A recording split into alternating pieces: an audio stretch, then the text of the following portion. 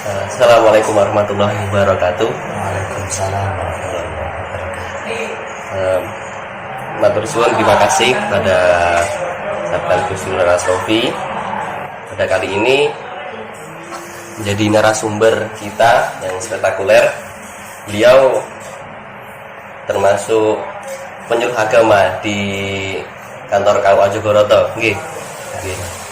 Kementerian Agama. Di Kementerian Agama. Dan sekaligus beliau menjadi Dewan Suro di PKB Kabupaten. Nggih. Beliau masih termasuk guru saya di pengasuh Yayasan Baitur Rohim Bandung di Jombang. Beliau putra dari Kiai Haji Ahmad Sayuti. Kiai Haji Ahmad Sayuti termasuk santrinya Mbah Haji Mas Asy'ari dan Mbah Yai Sobri. Pada kali ini akan mengangkat tema memperkuat akidah swaja ini ya.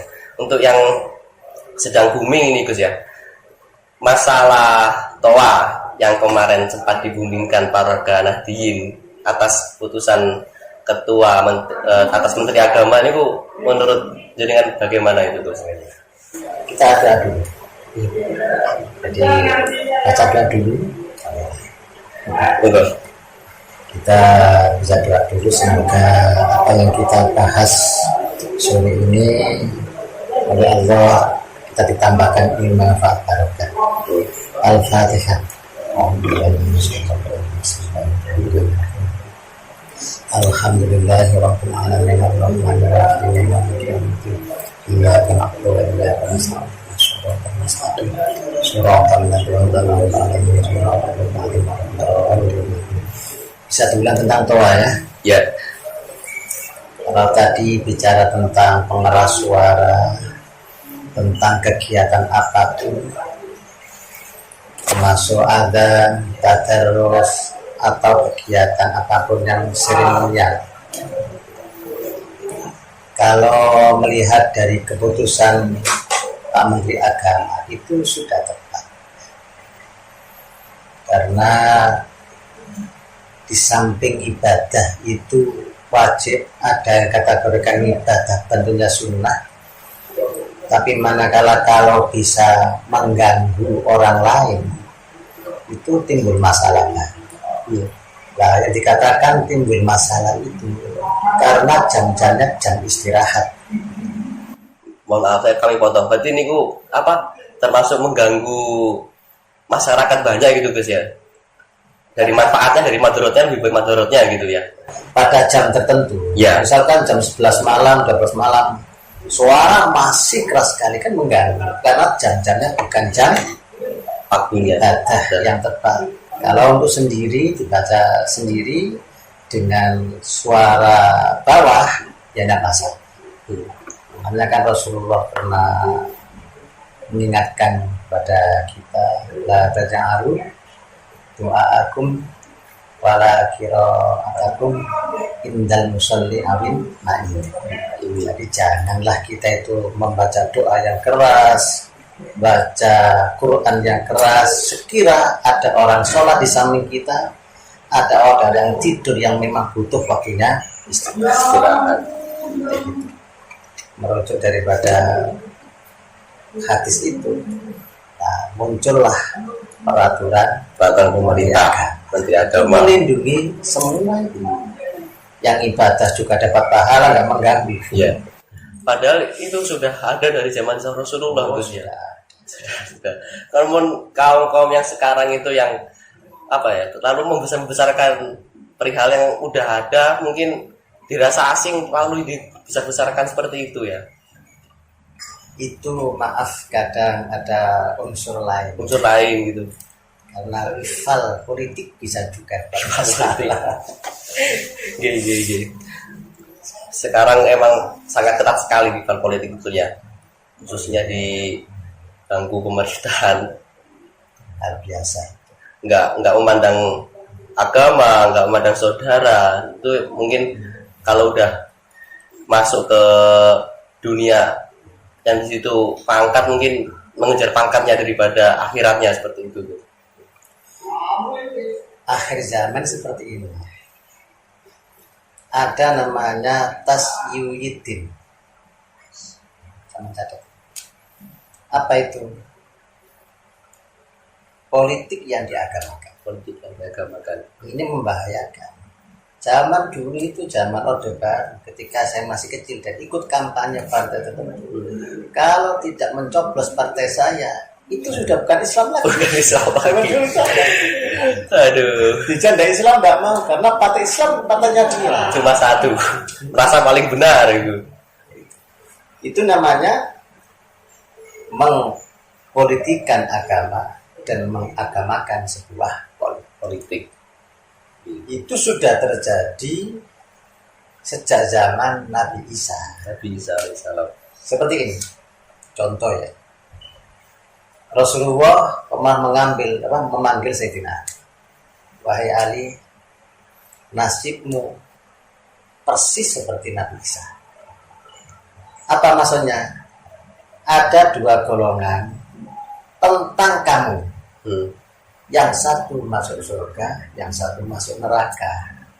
Menyikapi tentang Nabi Isa. Terus bagaimana maksudnya? Yang satu terlalu mencintai, kedua-duanya masuk neraka, maaf ya. Kedua-duanya masuk neraka. Satu terlalu mencintai, full love yang gulun, keterlaluan. Yang kedua terlalu membenci, juga masuk neraka. Kok bisa terlalu cinta masuk neraka? Ini maaf ya, ini koridor agama kita. Terlalu mencintai Nabi Isa itu sehingga yang terlalu mencintai menderajatkan Nabi Isa bukan lagi sebagai manusia biasa, tapi diberi SK umatnya sebagai anak Tuhan, kan itu. Kemudian yang kedua, ini menurut agama salah enggak ini? Monggo Gus. Salah. Ini belak-belakan aja nggak apa-apa. Salah apa benar ini? Terlalu mencintai sehingga Nabi Isa dianggap sebagai anak Tuhan. Salah benar ini? Salah. Nah, ini cinta yang lebay yang menimbulkan ketidakadilan dan tidak benar. Terlalu mengagungkan sehingga derajatnya Nabi Isa itu mengalahkan sang pencipta, seperti itu bahkan bisa disamakan bahkan. Kan Quran kan la nufarriqu baina ahadin mir rusulihi. Itu jangan kita bedakan mereka. Semua sama Nabi. Bukan sebagai derajat di Tuhan. Itu disebut mana la nufarriqu baina ahadin mir rusulihi. Yang kedua terlalu membenci.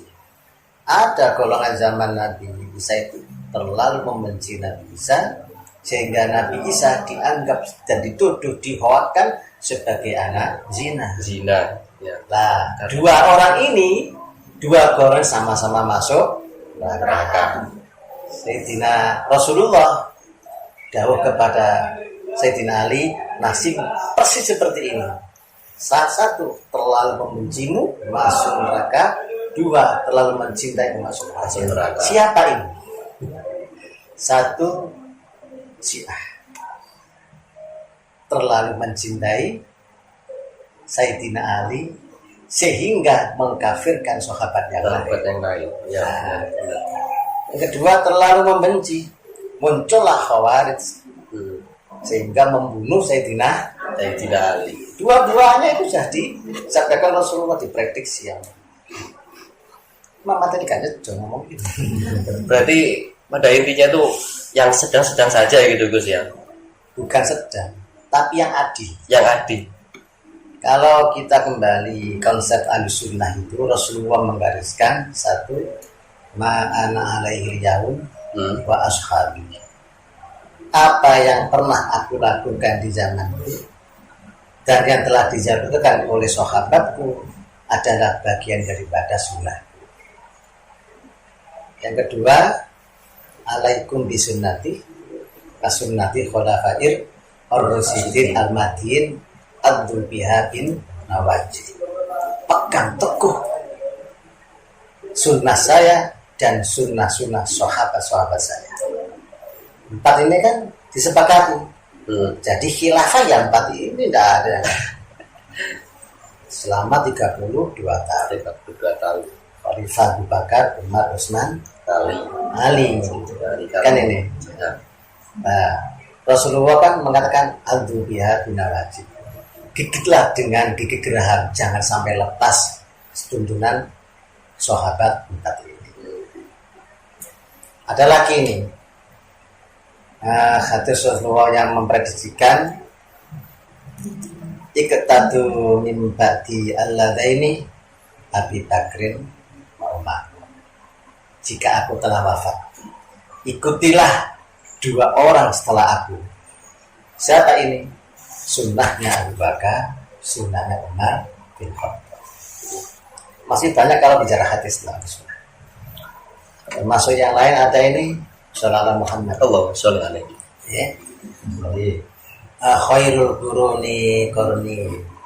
Sebaik-baik masa atau abad adalah masa saya. Lalu siapa? Tsummal ladzina yalunahum, tsummal ladzina yalunahum, tsummal ladzina yalunahum.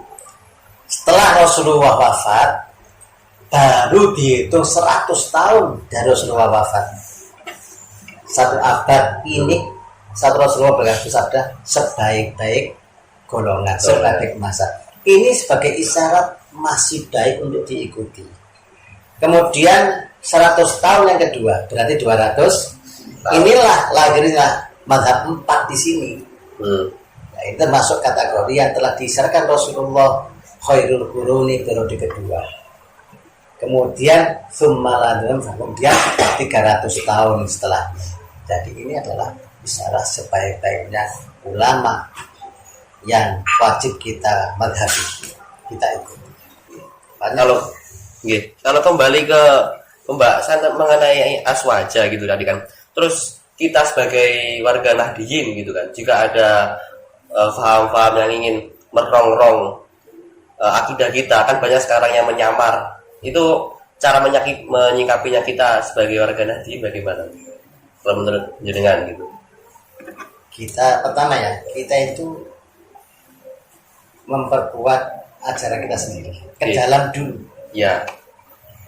Misalkan, kenapa di antara saudara kita ada yang terpapar ikut mereka? Boleh jadi orang yang alim di situ itu cuek dengan masyarakat. Akhirnya masyarakat kiainya gak gelem ngaji. Nek gak terngat terus gak yasinan. Sekarang bahaya sekali kayak gitu. Ya. Ini kedua, makanya Mbah Hasim itu dalam doanya di roti akhir itu kan Allahumma ikid qulubal ulama wal muslimin min naumi ghaflatihim amin. Ya Allah, ini Mbah Hasim itu enggak rela kalau ada orang alim terus diem. Orang alim itu harus menyampaikan ilmunya yang ilmiah. Jadi ilmiah berarti kan berapa daripada ngaji. Ngaji, nggih. Ngaji itu paling bagus itu tatap muka, bukan belajar pada kiai YouTube dan punyai Google saja. Sekarang bahaya sekali gitu, apalagi kaum milenial sekarang gitu kan. Wah, yang menyebarkan hoax, berita-berita hoax, terutama di media Facebook, media Twitter gitu kan, banyak sekali gitu.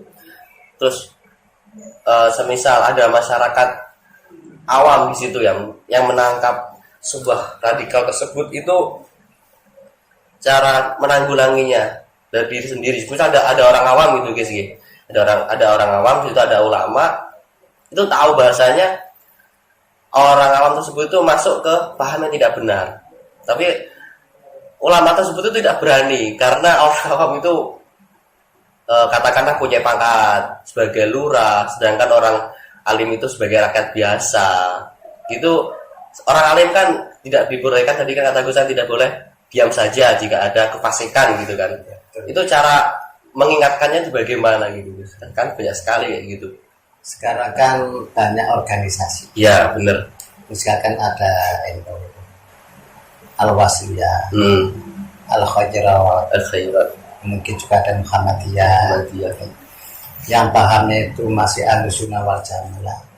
Organisasi ini merupakan mobil yang hebat, kendaraan yang istimewa untuk modal dakwah. Coba ini kaulnya Sayyidina Umar apa Sayyidina Ali, kalian ingat? La islama illa bi jama'atin. Kan itu. Wala jama'ata illa bi imaratin wala imarata illa bi ta'atin. Islam itu akan kuat, tidak akan mudah dilemahkan oleh orang lain atau kelompok lain, manakala dalam Islam sendiri ada organisasi yang ngurus tentang agama Islam.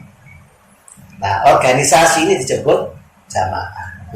Wala jama'ata illa bi imaratin. Organisasi Islam itu bukan ormas yang baik kecuali ada imarah, RT, Ya, RT. ada peraturan, ada perundang-undangan dibuat oleh organisasi. Nah, organisasi dalam Islam ini nggak akan bisa berjalan baik, nggak akan menjadi senjata yang ampuh kalau illa bi imaratin, kalau tidak ditaati. Oh, berarti menjalankan amanah konstitusi ormas atau negara, hukumnya wajib demi tegaknya agama Islam atau negara. Sama itu. Nah, kalau sekarang misalkan pejabatnya begitu, katanya Lino nggak berani, Iya, karena itu orang kecil. Ada organisasi. pemerintah butuh ormas, pasti butuh ormas. Betul, Mas. Ormasnya ini yang bagian corok untuk menyampaikan agama. Apresiasi masyarakat. Kemudian juga dakwah itu sebenarnya bukan di lisan ya, Ya. tapi di hati, lisan sebagai Hati. lisan sebagai tawasul. Dakwah itu sebenarnya banyak di kolom. Ada lagi. Nah, untuk kan dengar-dengar ini kan apa setiap hari libur Gus sering main ke Bagus Dur naik sepeda ontel gitu Gus ya. Itu jauh dari Bandung ke makam Gus Dur itu setiap hari libur mesti pakai ontel Gus ya. Siapa? Anu, itu jenengan. Saya dulu itu diwasiati sama Pak Gaji Sayyidi Ahmad. Tadi kan Ahmad Sayyidi. Iya. Sayyidi Ahmad. Oh, saya tidak amat. Ngapunten. Itu saya ngaji di Mbah Aziz Badrul Gowang itu Sabtu, Minggu, Senin, Selasa, Rabu. Jam 1 sampai jam setengah 3. Karena ini kita kalau hari Rabu dari Badrul Gowang langsung ke makamnya Mbah Hasim. Masih Jadi saya 8 tahun 8 tahun. ya Pak Mondan. Tempat kuliah di sini dulu. Sebelah Masya Allah. Mondan di sini sama teman-teman. Zamannya begitu. Enggak Gus, ngopi rian. Oke, Masya Allah. Ngerti tuh, saya katakan namanya. Jadi kalau sambut kok. Para pulau bin iki pojok budi kono. Ya, masih belakang masih ada. Bu. Namanya bincang-bincang nggak apa-apa. Tapi nek bincang-bincang kena kopi ini enggak sih kok. Oke. Oh ya katanya juga panjenengan ini pernah kondal sampai taman ya Gus ya.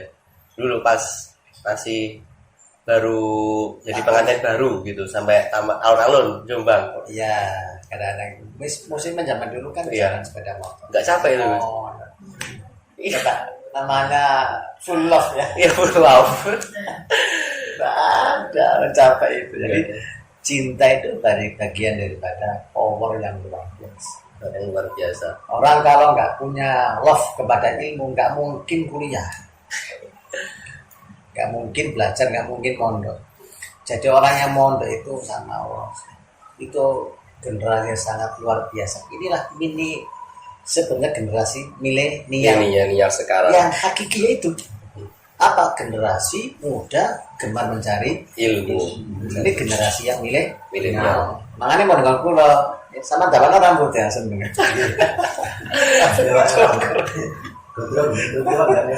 Undang seneng. Ada lagi? Enggak apa-apa, balas saja kembang-kembang. Iya Gus. Sambil bincang-bincang santai. Boleh tanya kok. Karena terkena mengenai dari teman-teman yang hadir di sini bisa tanya-tanya. Ini kemarin ada pertanyaan seputar fikih keseharian gitu Gus ya. Mengenai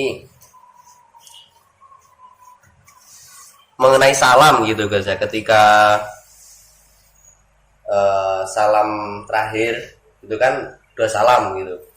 Dua salam itu ada yang bertanya, semisal udah kebelet, mau maaf kebelet buang angin gitu kan, mau buang angin, terus ketika salam yang pertama itu udah kebelet, terus salam pertama udah selesai, terus anginnya keluar gitu. ya. Terus salam kedua apakah dilanjutkan atau cukup salam pertama gitu? Jelas nggak pertanyaannya? Jelas nggak ini? Jelas nggak? Orang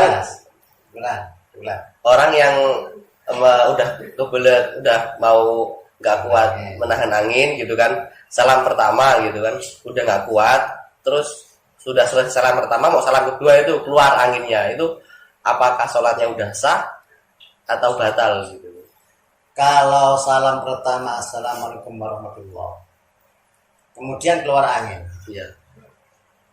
andaikan dilanjutkan salam kedua maka sholatnya batal. Udah batal itu. Kenapa? Karena yang wajib itu Hasil yang pertama, yang kedua sunnah. yang kedua yang sunnah. Kalau salam pertama keluar angin, salam pertama selesai keluar angin, ya udah jangan salam kedua. Yang kedua, Sholatnya tetap sah. yang kedua karena sunnah gitu. Masyarakat awal tuh banyak perihal budi atau kan banyak yang belum tahu gitu kan, terutama wudu, penggunaan air mustakmal gitu kan, banyak yang belum tahu ketika basuh muka masih jatuh ke tangan itu kan masuk mustakmal gitu. Ya mustakmal. Kalau jatuh ke tangan lalu air yang mancur ini mengalir dulu, dikatakan aman boleh Aman ya.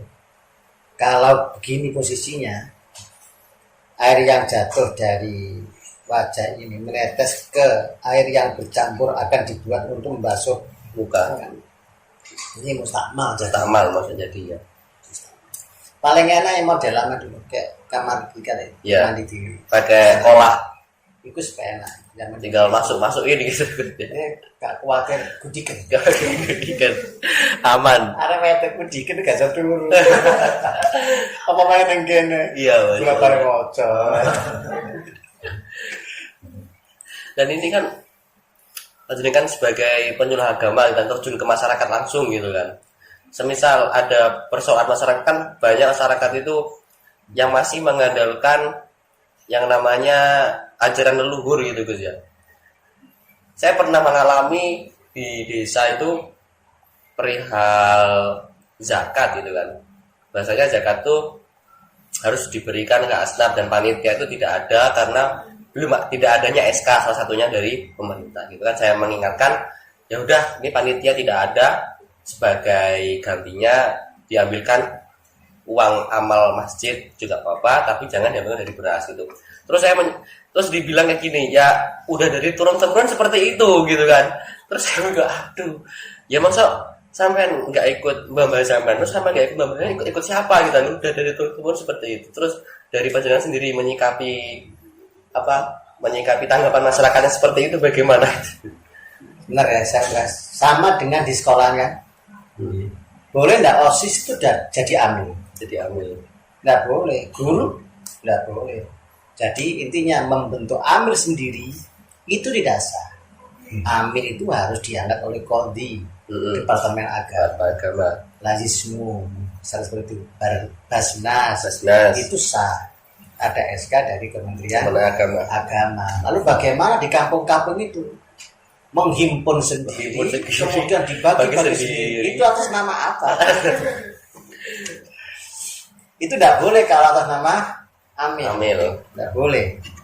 Bagaimana kalau atas nama sabilillah, pejuang agama? Kalaupun itu diniatkan sabil khair, monggo mana. Tapi jangan atas nama amil itu harus diangkat oleh pemerintah. Salah satunya mempunyai SK lah ya. Walaupun banyak kan harus ada yang adil, harus yang paham fikih. Tapi yang lebih enaknya itu kan SK itu yang SK dari pemerintah itu. penguat. Betul. Seperti itu. Jadi kalau di sekolah dulu pernah ya, ada lembaga ketika mendengar pengajian saya sama Gus Nasir, Iya. berubah semua itu. Akhirnya nggak ada ambil dari sekolah. Akhirnya dana yang dulu diambilkan dari beras untuk ngasih orang-orang yang mentasarufkan diambil dari beras, sekarang enggak. Jadi ambil uang OSIS buat untuk transfer mereka. Uang lelah gitu ya. Boleh tanya kak? Lalu menyikapi masyarakat yang seperti itu, misalnya kan itu permasalahan zakat, misal di luar zakat kok ada masyarakat yang berbicara seperti itu, ya udah dari ajaran Baba dulu seperti itu gitu kan. Lalu sampai sebagai kaum muda banyak tanyanya, banyak ubah-ubahnya mau jadi apa kayak gitu, aduh. Ini kan kembali pada organisasi. NU punya pengajian rutin.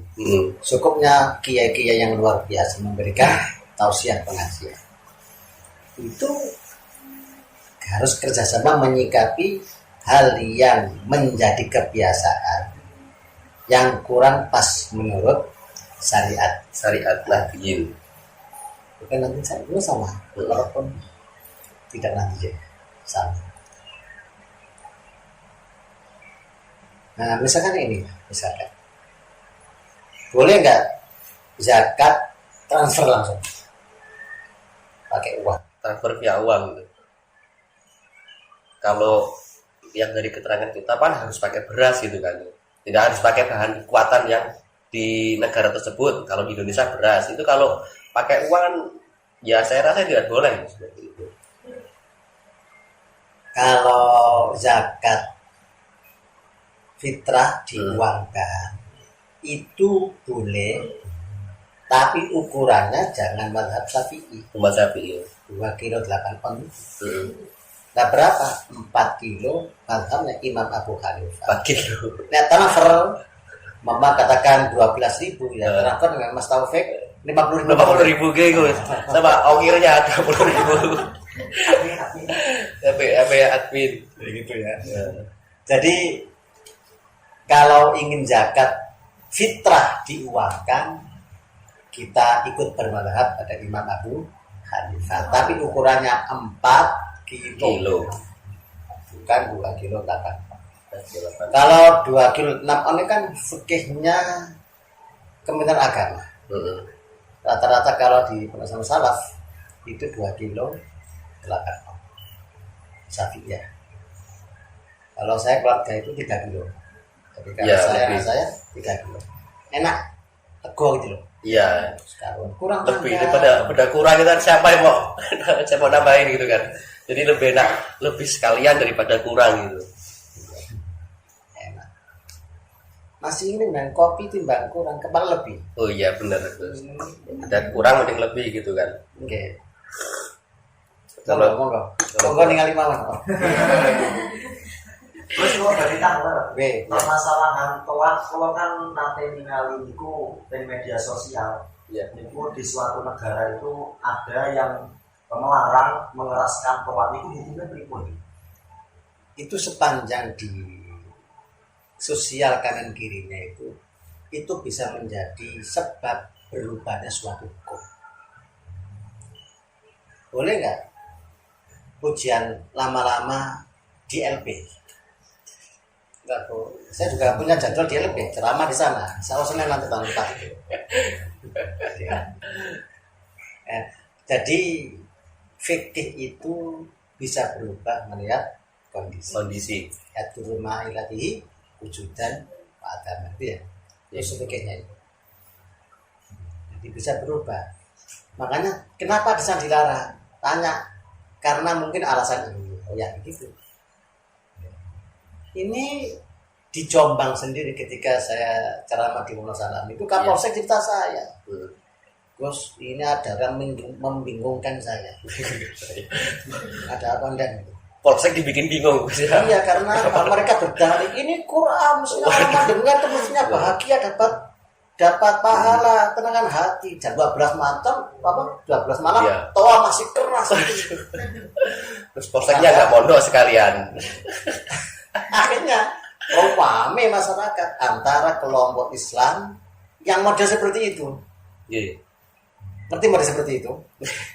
Orang yang sejak kecil tidak pernah belajar agama setelah dewasa. Lalu salah guru. Salah guru. Makanya posnya bingung, lah kok orangnya jubahan, orang pergi jubahan. Kita harus menangani bareng-bareng. Ini demi kenyamanan bersama. Jadi ibadah itu ya perintah, tapi kalau mengganggu sudah timbul masalah. Jangan sampai ibadah menimbulkan Masalah. Seperti itu. Akhirnya disikapi, dikumpulkan muspika, tokoh-tokoh agama, dipahamkan bersama. Kan itu selesai. Di Wonosalam. Wah, Kapolseknya bikin bingung sama warga, Sama orang yang sama pendatang, ormas seperti itu gitu ya. Islam baru. Islam baru. Jadi sekarang tuh akidah terutama untuk yang kita anu sendiri gitu harus memperketat, benar-benar diperkuat gitu Gus ya, agar tidak goyang ketika ada pendapat-pendapat baru yang mungkin pendapat tersebut tuh udah ada dari zaman Rasulullah, mungkin karena dimanipulasi dari sekarang, di era sekarang itu kan orang-orang tuh jadi bingung ya. Contoh kecilnya seperti toa tadi gitu kan, itu kan di hadis Rasulullah kan udah diterangkan, mungkin karena kaum-kaum yang tidak suka dilebih-lebihkan itu kan jadi masalah seperti itu karena kurang kuatnya akidah seperti itu Gus. Nanti kalau saya pelajari kemarin raminya di Indonesia, satu ada yang dia melintir kita, kedua ada yang tidak suka pemerintah, tiga memang disupport oleh rival politik. Makanya kalau kita masuk dunia seperti itu, kita harus paham inilah, oh ini arahnya ke sini, gerakan ini arahnya ke sini. Misalnya seperti ini ya, saya cerita sedikit ya. Iya. Dulu saya waktu kuliah 96 di sini, Fakultas Dakwah, saya ke KPI. Masih 3 bulan, saya diajak demo sama fakultas semester 5. Semester 5. Demo waktu itu kajunya Pak Yunus Abu Bakar. Demonya di sini, mantap bawah itu. Dari sana jalan, kan dulu fakultas Dakwah di sana. Iya. Jalan bawa tulisan ramai-ramai. Yes, ngok. Ada salah satu kakak kelas kita itu suaranya lantang, masuk ke dalam kantor, dia naik meja, sepatunya dia naik, ada tulisan ini di apa? Yang dibanting, rusak itu tulisan nama, kajur atau wakil rektor nggak salah dulu. Ketika tahu seperti itu sudah ada suara keras, padahal berapa sih ruangannya ukurannya? Ketemu dialog itu bisa, tidak harus dengan suara yang keras. Waktu itu ada jadwal fakultas lain sedang belajar. Enggak itu? Pasti jam kuliah itu Gus ya. Kuliah. Coba ya. Dia naik. Pengalaman pribadi ya. Iya. Ketika kakak kelas itu semester 5 naik bangku, coba kita mati itu bener nggak caranya itu? Menyampaikan isi hati, apresiasi, bentuk orasi, tapi ada cara ketika harus naik meja gitu. Iya. Mejanya kajur. Masuk yang kurang pas, apalagi itu kan kita kan mahasiswa gitu, harusnya yang baik-baik saja gitu kan. Atap nggak ada? Iya. Sepatu naik meja wakil rektor. Hafal Quran ya. Masya Allah. Seketika itu saya lumpuh, nggak bisa jalan. Langsung saya itu mundur, duduk di sana, duduk di mistel di lantai biasa. Kenapa saya kok nggak bisa berdiri? Jadi kok ada ya mahasiswa menyampaikan orasi awal-awal sopan lalu berani naik mejanya. Ini yang bikin saya itu tidak bisa jawab. Langsung saya mundur. Kok bisa begini mahasiswa? Aktivis baik. Kalau caranya nggak baik, sudah bukan aktivis lagi. Aktivis itu aktif baik nggak? Aktif baik, Kalau naik meja, kurang baik. bukan aktivis lagi. Bukan aktivis lagi. Kenapa? Tidak mencerminkan akhlaknya waktu itu. Akhlak ya. Maaf.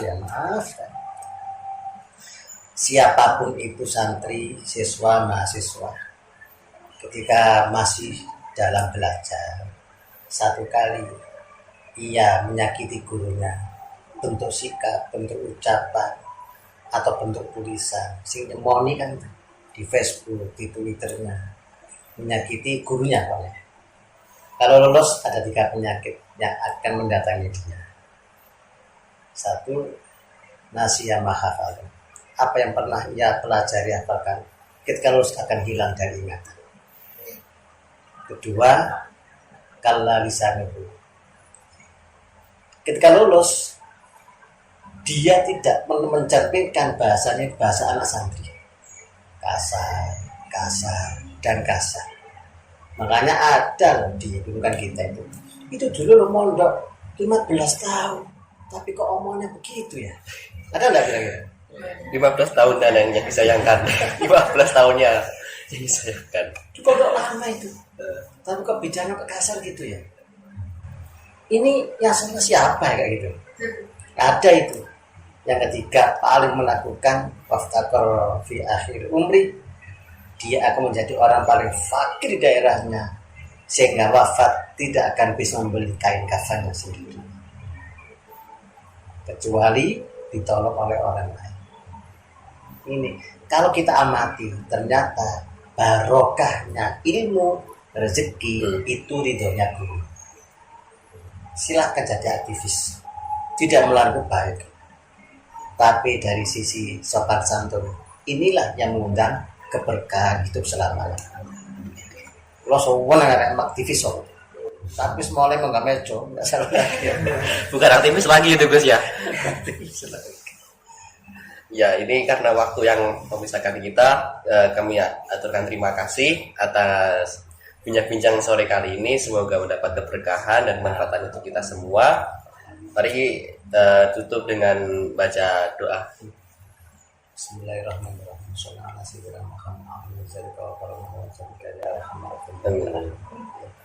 Allahumma fir lana dzunubana wa dzunub abaina wa ummahatina wa zawjatina wa auladina wa mahabbina Allahumma bihaqqi sayyidina Muhammad sallallahu alaihi wasallam wa karamati pendiri yayasan Hasim As'ari pinjam arhan dan makan makhluk makanan terlidah nafi'ah yang berkiamat. Rabbana atina fid dunya hasanah wa fil akhirati hasanah wa qina adzabannar. Wassallallahu ala sayyidina Muhammad wa